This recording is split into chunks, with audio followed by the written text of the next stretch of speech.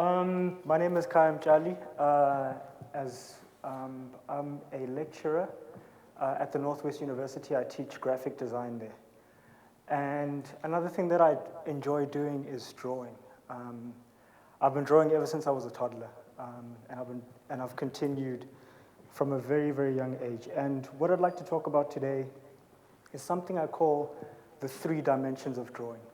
And it sounds very grand, and it sounds probably very out there, but hopefully it's something that we can all get something out of. And it's not particularly about drawing. Here it is again, the 3 dimensions of drawing. What this is really is 3 things that I have learned in my 20-something years of drawing. 3 things that I've learned from drawing. And before I go into what these 3 dimensions are, I'd like to clarify what I mean by drawing. And I've made quite a neat list here. What is drawing? It can be art, it can be design, it can be thinking, and it can be animation. And I just want to unpack what each of these things mean. So what is art? I've got absolutely no idea what art is. So I feel comfortable moving on from there. And talking to you about design. So what is design? Design is essentially problem solving. Whether you're designing a building for wheelchair use, or you're designing an information system like road signs, or you're designing a new business model, the design process is a problem solving process. And it's a problem solving process as well as a problem solving product. And that's the value of what design is. And drawing can be design. Drawing can be a form of thinking, a form of planning, a way of visualizing and showing procedures, a way of recording ideas. And what you record helps you to come up with another idea, so it's a way of generating ideas as well. And finally, drawing is animation, which is a form of storytelling using pictures. And now I just want to go into to the first of these 3 dimensions, these 3 things or 3 principles that I learned from doing my drawing. And it's something that I call the present and happiness. Seems like 2 ideas, but it's really one thing. The present is happiness, and happiness is the present. And I just want to go into why that is, or how that is. The present is about being in the moment. And if you've ever done something that you've enjoyed, you know what it means to be in the moment. You're in a place where there is no time. You're not thinking about the past. You're not thinking about the future. You're not thinking about what you're going to do for your cousin's birthday tomorrow. You're not thinking, you can completely lose track of time. You're in a place where there's no distractions. You can forget to eat and sleep sometimes. And that's because you're completely immersed. I used to have this image in my head when I was in high school, when I was a teenager, that a day well spent, or even a career well spent, would be one where I felt like I was drifting in the clouds, like a speck of dust in the wind. And something that used to happen to me quite often, and probably still does today, was that when I was in high school, people used to always come up to me and ask me, well, since we were on the subject of Dacha earlier on, they used to come to me and ask me, I want some of what you've been smoking. Can you tell me what that is? But I never told them. And I don't smoke. So this feeling of drifting is really about freedom, and how appropriate to talk about freedom on the 27th. And it's a spiritual experience. Something else that, another image that I also had in high school, I must have written it down in a journal somewhere, was that my religion is art. And it sounds extreme when I'm saying it, but it's when I've been drawing or painting, that's when I feel close. And please be nice. This is the first time I'm sharing this kind of thing. So when I've been drawing a painting, that's when I feel closest to what you might call God.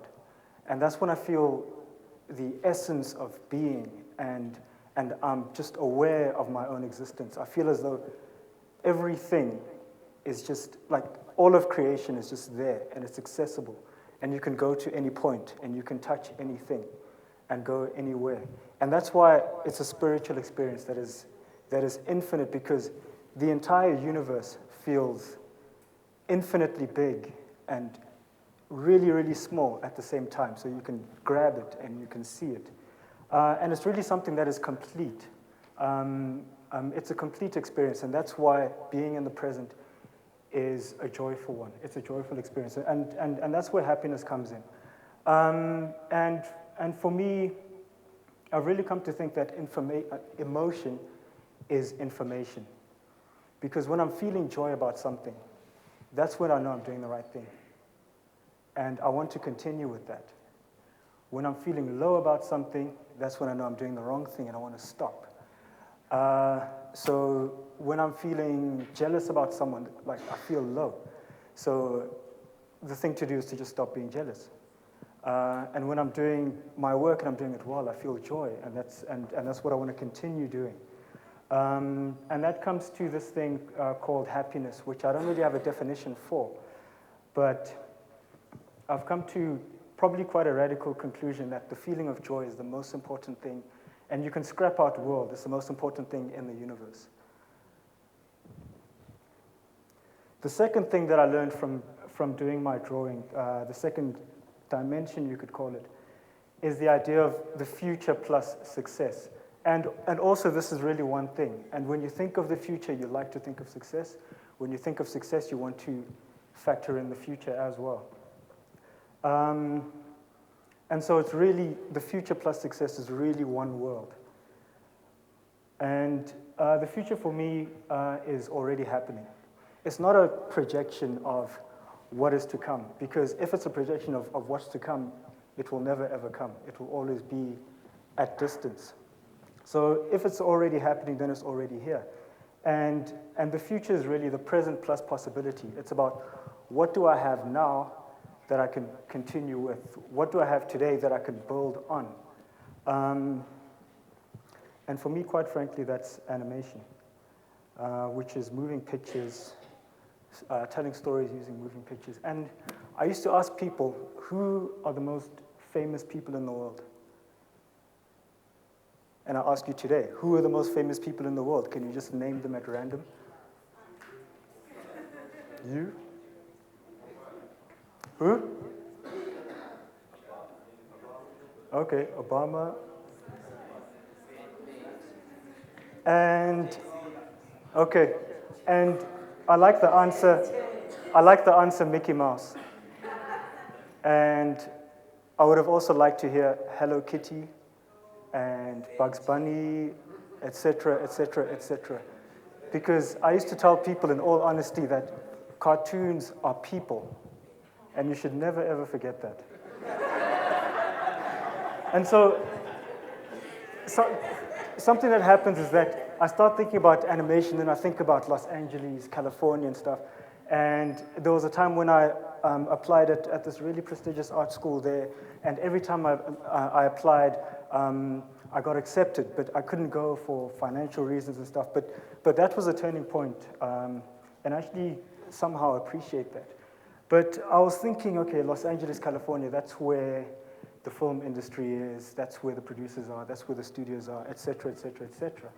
But then I started asking myself, but why do I have to go all the way there to do something that I'm already doing now? And then, and my brother asked me the same thing. He's like, it's as if you're running away from the present situation. You're running away from where you are, and you're running away from what you're able to do today. And one of my colleagues also said, why do you have to go to another place to do something that you can already do, and to be someone who you already are? And that's, it's something that happens to a lot of young people. We always perceive the opportunity to be anywhere but where we are right now, and anytime but now. And that's something that I'd just like to address really quickly, because if the future is the present, there is no place that you go to the future. You can't teleport and time travel to your ideal. It has to be here and now. And so that's that whole situation, and I call it swallowing a horse. It's based on a nursery rhyme about an old lady that swallows a fly. I don't know if you know it. And then she has to swallow a spider to catch the fly.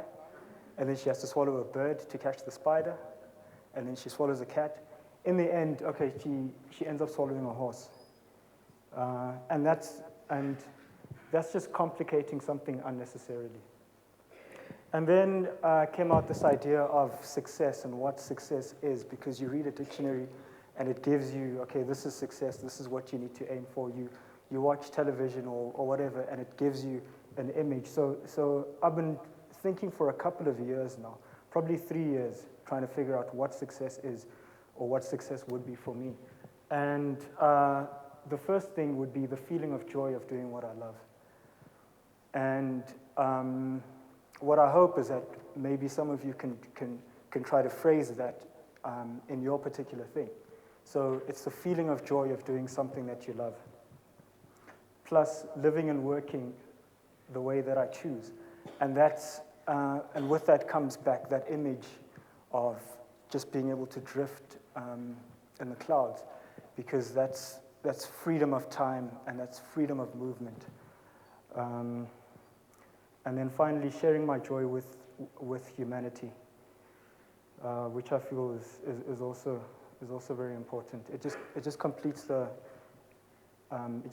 whole experience. And then finally, the third thing that I learned was the idea of always and love. And this is very simple, because the present plus all possibilities of future, that's always.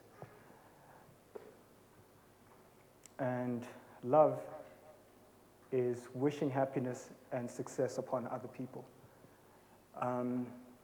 But here comes a challenge. It's very hard to wish success upon someone else if you feel that you don't have it.